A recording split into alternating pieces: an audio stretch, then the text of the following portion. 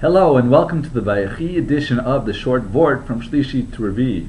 Between Shlishi and Revii we have the story where Yaakov Avinu blessed Efraim Menashe and switched his hands and gave Ephraim the greater blessing than his older brother Menashe.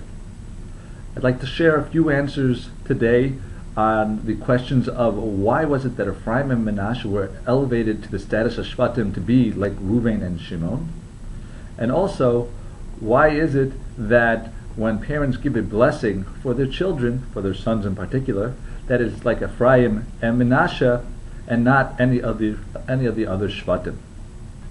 So I'd like to share a few of the answers. So firstly, these were two brothers who normally we say that niskatnu hadoros, the generations get weaker spiritually. We always look back and the generation behind us is the stronger generation. There are some exceptions. One such exception was the brothers Efraim and Menashe, that they were on the same high spiritual level as all the other Shvatim, and therefore they were blessed to be like Reuven and Shimon as Shvatim.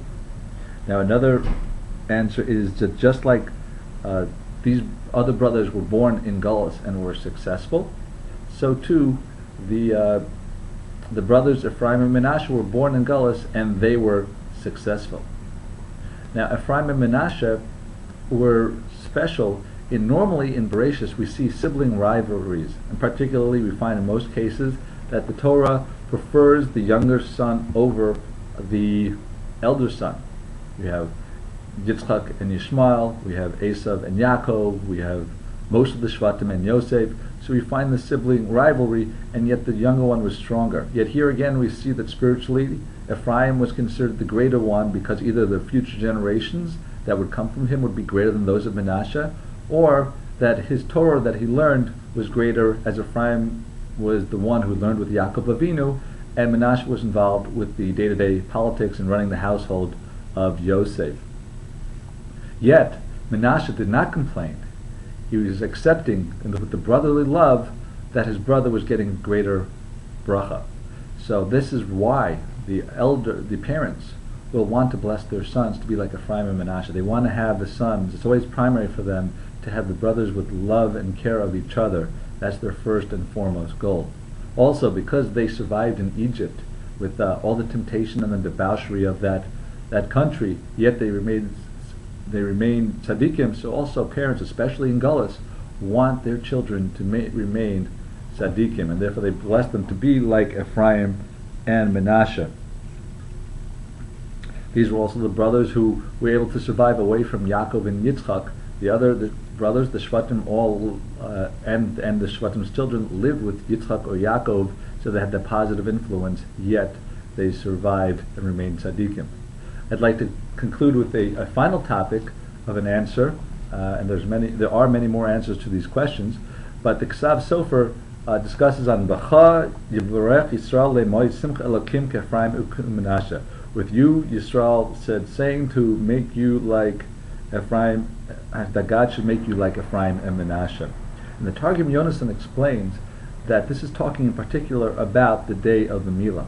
So the Ksav Sofer asks why is this particularly for the day of the Milah?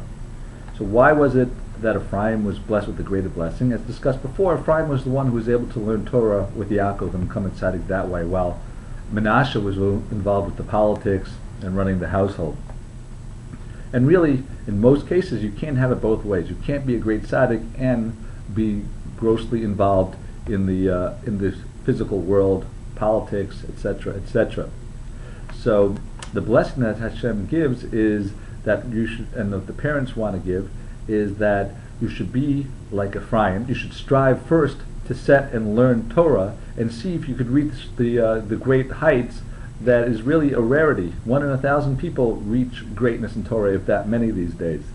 But if you don't succeed, then the next blessing will be that you should be like Menashe. You should be successful in the physical world, yet remain a proper tzaddik. When you deal business, you should act properly.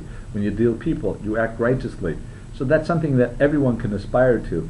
But if you want to shoot for the stars, then you have to go to the highest level, and you want to, maybe you won't make it, but then you can make it to the next level. So if you try to be an Ephraim first, Then if you don't succeed, then you can be a Menashe.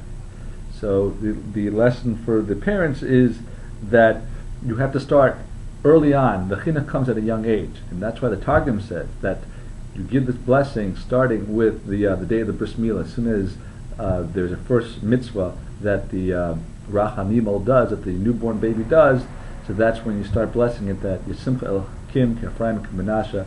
May everyone who's listening be zocheh to have children and grandchildren who are on the high levels of Efraim and Menashe. Thank you so much for listening. Have a wonderful day and a wonderful Shabbos.